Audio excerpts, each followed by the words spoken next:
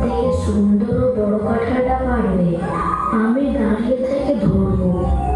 কিন্তু প্রভু, যদি বাগানের পাহারাদাররা চলে আসে?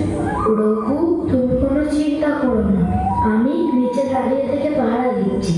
তুমি নিশ্চিন্তে দাঁড়ানো, পাহারা দাঁড়ালে আমি তোমাকে ঠিক জানিয়ে দেবো।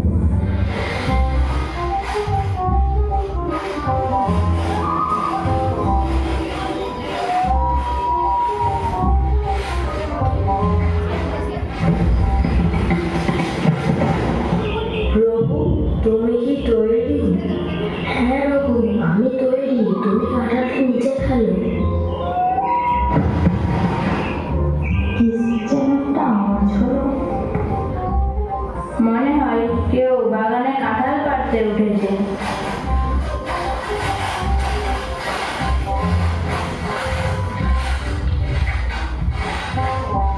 এ কি রঘুদাস, তুমি কাঁঠাল চুরি করতে এসেছো?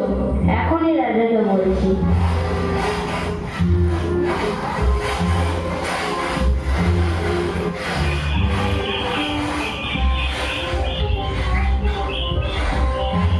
রাজামশাই, তাড়াতাড়ি চলুন। রঘুদাস আপনার বাগানে কাঁঠাল চুরি করতে এসেছে। কি? রঘুদাস কাঁঠাল চুরি করতে এসেছে? হ্যাঁ রাজামশাই, রঘুদাস এখনো গাছের মাথায় বসে আছে। আমার তো বিশ্বাসই হচ্ছে না। তাড়াতাড়ি চলুন, তাহলে দেখতে পাবেন। আমি জানি রঘু অত্যন্ত নিষ্ঠপরায়ণ মতো, রঘু এটা করতে পারে না। তবে তুমি যখন বলছো, তাহলে চলো।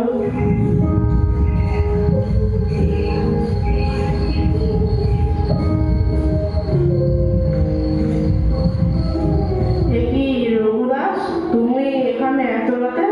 রঘুদাস, গাছ থেকে নেমে এসো।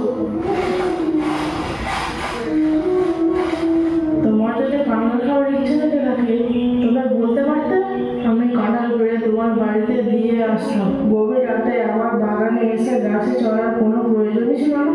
রাজামশাই, প্রভু জগন্নাথ আমাকে চুরি করতে নিয়ে এসেছে। আমি জগন্নাথকে বললাম রাজামশাইকে বললে এখনই কাঁঠাল পাঠিয়ে দেবেন। কিন্তু জগন্নাথ বলল চুরি করে খাওয়ার একটা আলাদাই আনন্দ রয়েছে। তাই আমি গাছে উঠেছি, কিন্তু চুরি করতে এসে জগন্নাথই পালিয়ে গেছে।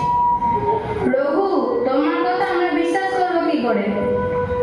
রঘু, তুমি যে কাঁঠাল পেড়েছো, কোথায় সেই কাঁঠাল? রাজামশাই, আমাকে ক্ষমা করুন। রাজামশাই, আমার মনে হয় জগন্নাথ কাঁঠাল নিয়ে চলে গেছে। তবে চলো আমরা জগন্নাথের মন্দিরে যাই, সেখানে গেলে সব কিছু প্রমাণ হয়ে যাবে।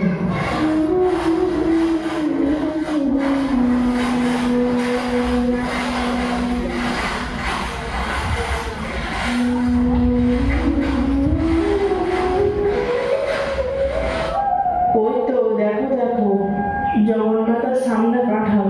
জয় জগন্নাথ, জয় জগন্নাথ। প্রভু, তোমার অপার লীলা। রঘু, আমাকে ক্ষমা করে দাও রঘু, আমার অনেক বড় ভুল হয়ে গেছে। রঘু, তুমি আমাকেও ক্ষমা করো। হে রঘুদাস, তুমি অত্যন্ত মহান।